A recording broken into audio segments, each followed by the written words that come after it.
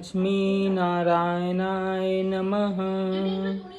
ओम पार्वती पतये नमः। जय श्री राम। सुप्रभात दोस्तों,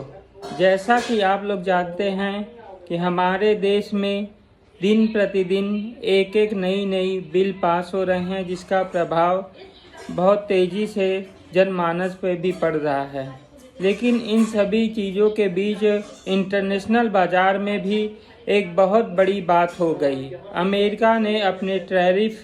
के लिस्ट में भारत के ऊपर नहीं बल्कि दुनिया के अधिकांश देशों के ऊपर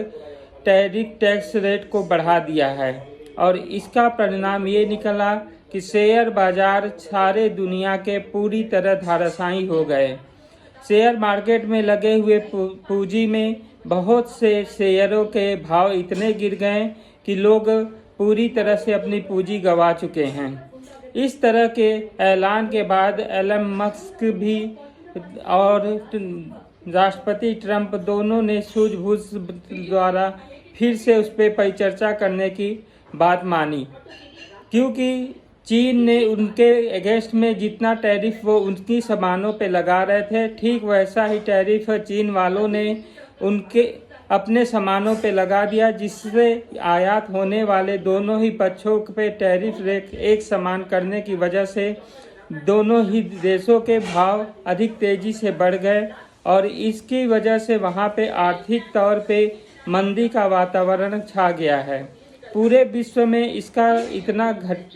बड़ा प्रभाव पड़ा कि ऐतिहासिक अर्थव्यवस्था पे बहुत पुरानी तरीके से होने वाली मंदी की आहट सुनाई देने लगी है। भारत अभी तक इस पे कुछ भी नहीं कर रहा है। वो तटस्थ रूप से केवल हाव भाव को देख रहा है और अपने रणनीति को बना रहा है। उसमें से अमेरिका से आने वाले जितने भी प्रोडक्ट होते हैं वो खासकर भारत के लिए उच्च श्रेणी में तथा अधिक धनवान लोगों के लिए उपयोग में आते हैं, जिनका टैरिफ में यदि बढ़ाव होता है तो भारतीय बाज़ारों में उसके अगेंस्ट में दूसरे प्रोडक्ट चाइना इत्यादि से लेने का भी ये लोग का पास एक अच्छा अवसर है। इससे चाइनीज़ और भारतीय बाज़ार में भी बढ़ोतरी होने की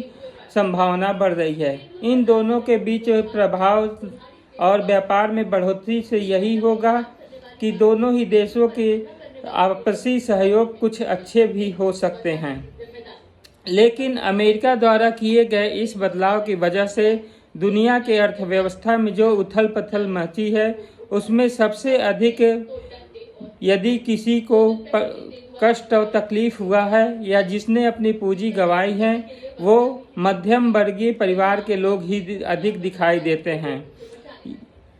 मध्यम और उच्च मध्यम वर्गीय परिवार जो अपने शेयर मार्केटों से धन कमाने की लालसा में शेयरों पे अपना पैसा लगाएं, वो अचानक धड़ाम से गिर जाएं तो उनके द्वारा लगाए हुए पैसे पूरी तरह से फंस जाते हैं, और बाकी मुनाफा वसूलने वाले लोग इस अवसर का बढ़िया सा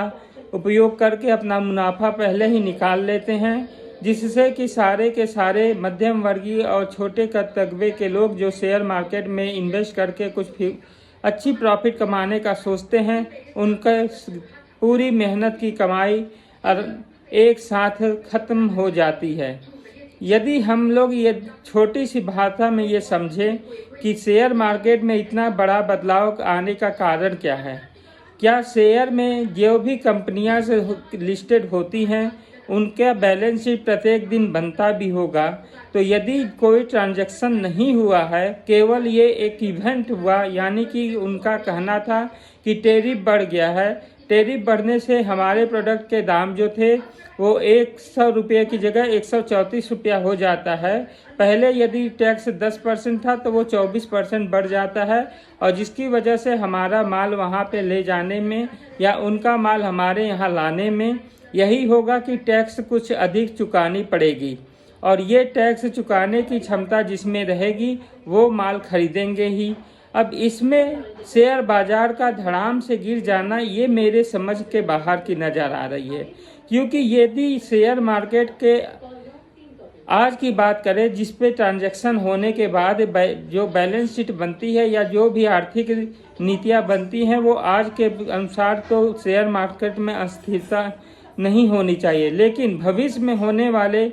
टैक्स वृद्धि और दामों की वृद्धि की वजह से जो प्रभाव पड़ सकता है उसका एजम्पशन करके यदि हम लोग या कंपनियां अपने शेयरों का भाव बढ़ाती या घटाती हैं तो इसके बढ़ाने और घटाने के पीछे के मेन अवयव कौन है, मेन कारक कौन है, ये देखना अत्यंत आवश्यक है। क्योंकि इवेंट के प्रभाव बैलेंस शीट के ऊपर तो पड़ना कोई औचित्य नहीं पड़ता है। इवेंट तो एक आपस में बातचीत किए हुए जितने भी वादे हैं उसके ऊपर प्रभाव पड़ता है, लेकिन उसका ट्रांजैक्शन या मॉनेटरी ट्रांजैक्शन पे उसका कोई प्रभाव नहीं पड़ता है जब तक कि वो पूरी तरह से उपयोग में किया जाए या उसका व्यवहार प्रारंभ किया जाए। तो यही चीज़ हमको आज तक समझ में नहीं आई कि शेयर मार्केटों में इस तरह के उथल पुथल और एक बार में ही सारी संपत्ति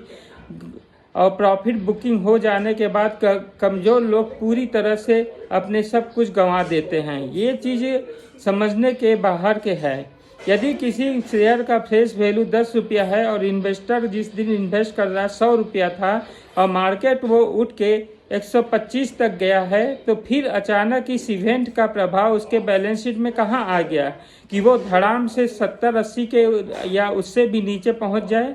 ये चीज़ें एक सोचने की बात है और समझने की बात है। वैसे मैं बहुत बड़ा अर्थ ज्ञान शास्त्री तो नहीं हूँ, लेकिन एक सामान्य सा आम सवाल करता हूँ कि इन सभी शेयर जो गिरते हैं अधिकांशतः इसके प्रोडक्ट यूज होने वाले जो विदेशों से आने वाली सामग्रियाँ वो लग्जरी आइटमों के बीच ही रहती हैं और लग्जरी आइटमों का उपयोग करने वाले लग्जरी लोगों के पास इतना प्रभाव रहता है कि वो दाल रोटी के सपना देखने वाले छोटे और मध्यम वर्गीय परिवार के ऊपर इतना जल्दी कैसे इफेक्ट आ जाता है कि वो अपना सब कुछ गंवा देते हैं। इसमें यह भी देखना होगा कि कितनी परसेंटेज यदि शेयर मार्केट गिरा तो उसका लाभ किस